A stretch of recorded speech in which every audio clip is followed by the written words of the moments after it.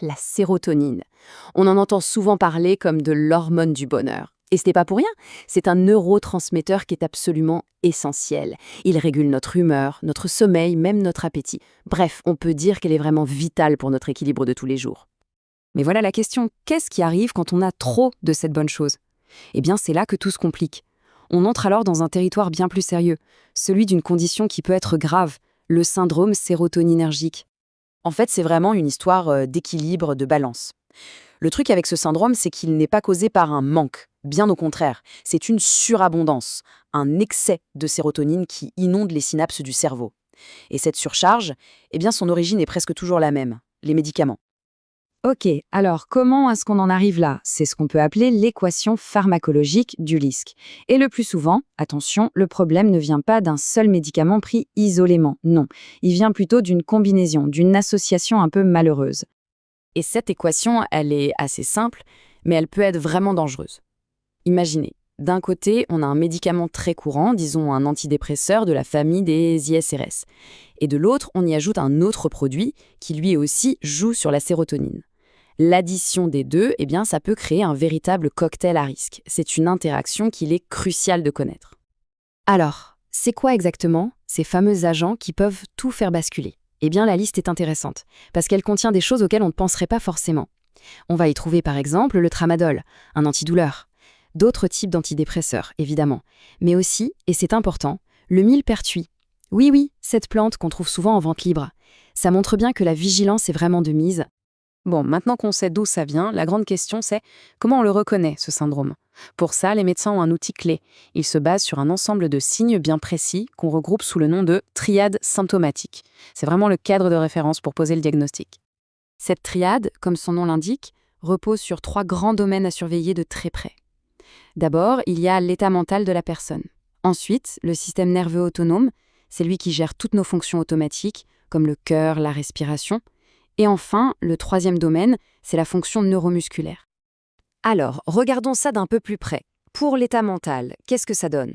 Souvent, on voit une agitation très marquée, de la confusion.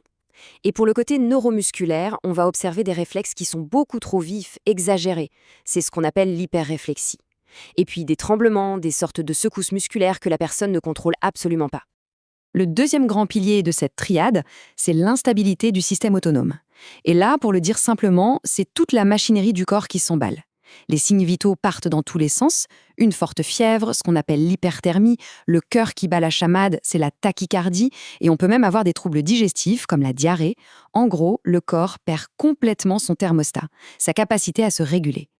Et là, il faut être absolument clair. L'apparition de tous ces symptômes en même temps, ce n'est pas quelque chose à prendre à la légère, pas du tout. On parle bien d'une véritable urgence médicale. Chaque minute compte et il faut agir vite. Parce que si on n'intervient pas, le pronostic vital peut être engagé. Le tableau peut s'aggraver de manière foudroyante et mener à des complications très graves, comme des convulsions, et dans les pires des cas, ça peut aller jusqu'au décès. Le message est donc simple, il faut agir et agir vite.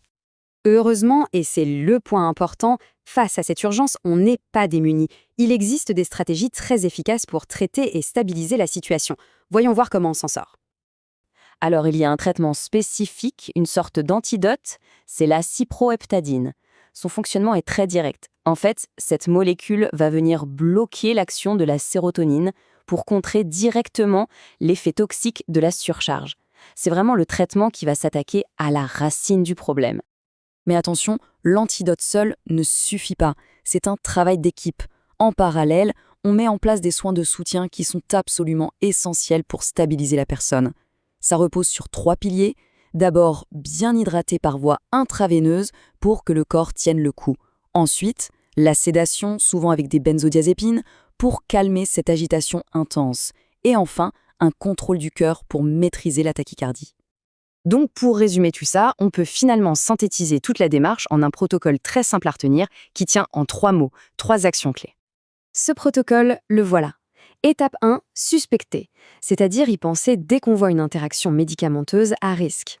Étape 2, inspecter, aller chercher activement les signes de notre fameuse triade symptomatique. Et bien sûr, étape 3, traiter. Agir vite avec l'antidote et tous les soins de soutien nécessaires.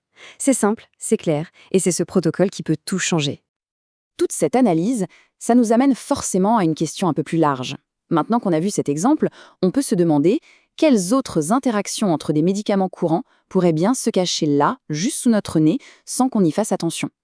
Ça laisse songeur et ça nous rappelle que la vigilance, c'est vraiment la clé de tout.